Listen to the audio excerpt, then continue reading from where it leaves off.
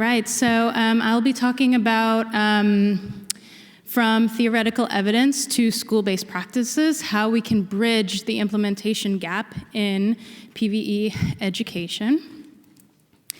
And to start, I'll just do a brief overview. So yeah, I'm an educational consultant and former practitioner. And I wanted to find out why PVE efforts in schools were not taken up more systematically or sustainably.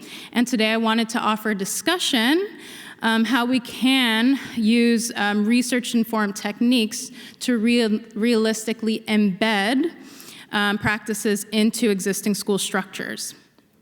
So what I undertook was a literature review, and I used a mix of peer-reviewed studies and gray literature. The schools comprised sort of a mix of US, Canada, the UK, Germany, Finland, and other EU countries more broadly.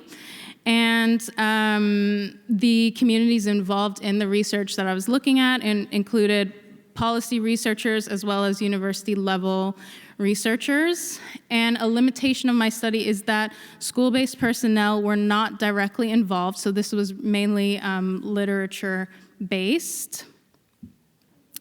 I'd like to ask, just to get a show of hands, how many of you in the audience have seen the limited series on Netflix, Adolescence, that came out back in March? Can I just see a quick show of hands? Okay, great. So, a lot of people were talking about that limited series when it came out, and many who I spoke to were really talking about the characters, the storyline. Most people zoned right in on the use of social media and the role of parents in terms of the main character, Jamie's actions and behaviors, as well as maybe implications for us as parents. But actually, when I watched the limited series, what really struck me was the school environment. So what I decided to do is actually, I brought in like a short clip for you today, just so that you can gauge the same lens that I had when I first watched it. So I'd like you to observe the school environment as depicted in the limited series, because I think it offers a glimpse of an 8-hour school day for many young people and adolescents, not just in the UK, but actually around the world.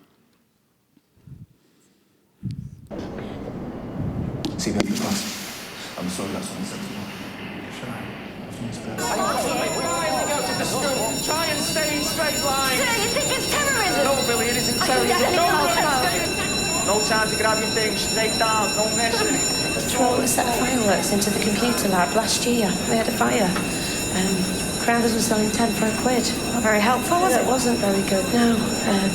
But we managed to contain it, so make our way into the tennis courts. Follow me.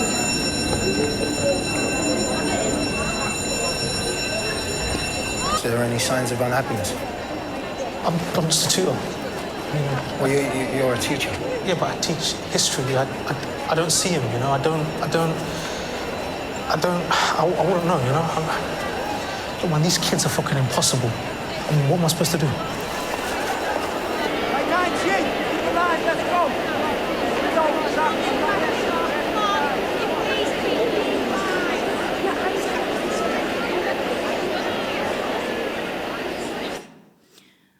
All right, so what you maybe have observed that time around is what I observed when I first watched the limited series, which was an environment characterized by disengagement, mistrust, fear. At my company, Teachstone, we call sort of the facial expressions negative affect. So, lots of frowning, not a lot of smiling. Also negative school climate generally. Overwhelm by teachers, exhaustion by teachers. So as I said, many young people are experiencing these sorts of school environments, and yet this is the environment that we expect prevention of violent extremism to happen when we talk about schools. So as many of you here today already know, we've become really good at identifying risk, but a bit less effective at building resilience.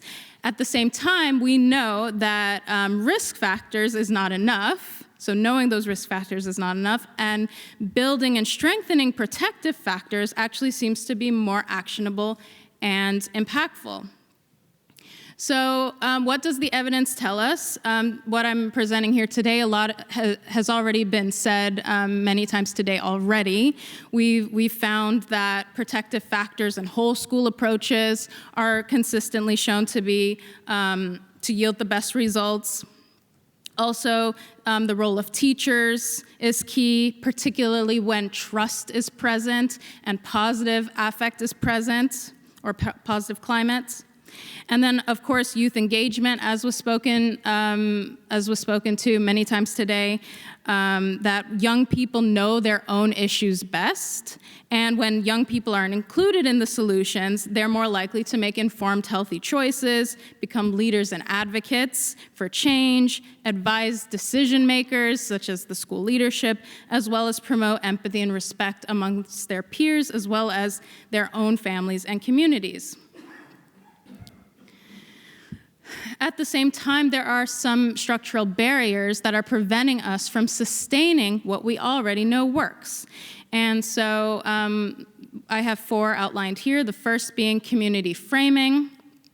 When we define communities poorly, this can lead to stereotyping and mistrust. So just as one example, many national governments will approach communities along ethnic, religious, or racial lines. And so that sort of activity kind of breeds mistrust in terms of the communities. Another one is this sort of add-on mentality that we see, where school-based PVE is treated as an add-on rather than core to the educational programming. Another one is policy misalignment. So usually this involves top-down approaches that ignore context-specific issues. And then the last one being funding and program sustainability. So unfortunately, many PVE programs lack clear allocation of financial responsibility and therefore fail to move beyond the project stage into more institutionalized practice.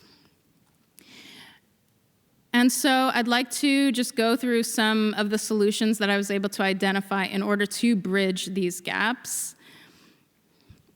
The first is speaking to the tier of prevention that we're referring to within each school context. So what type of prevention do we mean exactly? For instance, if there is no risk present in any given school, perhaps we're at the primordial level. Or if we know that the risk is already present, however, we're still able to address the root causes, then perhaps we're at the primary level of prevention. So we need to really get specific on the type of prevention that we're talking about within each school context. We also need to address our integration issues. And so we need to build sustainability through integration.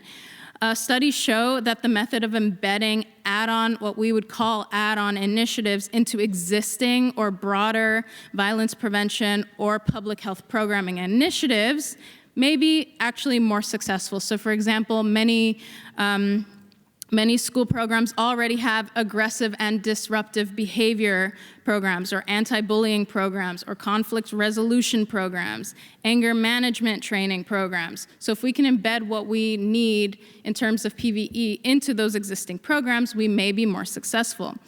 We know from the data that parachute programs don't work. So a parachute program is when an external agency comes in and presents to teachers or students with the aim of raising awareness or intervening. If we can embed those sorts of ideas into what's already happening in schools, we may be more successful. Another one is our funding sources. So here I've kind of just broken down generally an example of for instance, federal democracies like the US, Germany, Belgium, Canada, where the majority of funding is decentralized and allocated at the state level. More unitary democracies, we would see kind of a flip between the municipal and the federal funding. So for example, countries like France, the UK, those data points are going to be flipped in terms of where the funding is coming from. And then at the same time, we have NGOs who are also helping in the PVE projects and funding and piloting those projects. Whether the countries are decentralized or not, typically we see about 1% to 6% in terms of NGO or donor funding. And so again, this lack of clear responsibility when it comes to funding is part of what's hurting the sustainability. To make matters even worse, colleagues at the ICCT drew our attention this year to the fact that global funding when it comes to CT and PCVE activities is in sharp decline. We are seeing that funding is down by around 50%, and the reasons vary from fatigue to 2024 being a very large global election year, competing security priorities as a result of, for example, the Ukraine war and the 2023 October 7th Hamas attacks, as well as US budget cuts. And so all of these different things happening geopolitically has also kind of hurt our funding streams when it comes to these activities. And so again, how do we address that? If we can embed what we know works into existing programming, then we don't have to view these activities as being in opposition to those different priorities. In terms of teacher training, we talk a lot about teacher training. I'd like to highlight that there's two parts to this. So we have pre-service teachers and in-service teachers. Pre-service are those university students who are learning how to become teachers. You can imagine they're the ones who are keen, excited to learn new things, become the best teachers they can possibly be. As we saw in that clip, in-service teachers, so more seasoned teachers, veteran teachers as we like to call them, are gonna be a bit more resistant to new initiatives or new ideas. And so we need to kind of make distinctions between what we train in terms of the different groups. I would encourage us to think about sort of what works also in other workforce training programs, so in other fields.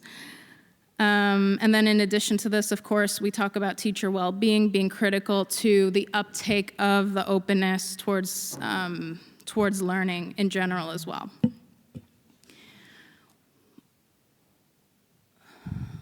I'd like to also speak briefly to the governance structures. So I spoke earlier about negative climates. We know that more democratic school governance structures are going to be more effective. So supporting leaders in the kinds of programming that they're implementing in their schools and they're supporting. So when schools curate and enforce their own values and expectations through their school leaders, then we can see these sort of these positive cultures that we're hoping to gain. We do need all staff commitment. We do need student involvement, family and community involvement as well. And I would also encourage us to think about the training schemes when it comes to school leadership as well. So in the same way I spoke to in-service versus pre-service teachers, we can also think along those lines when it comes to school leaders and school management.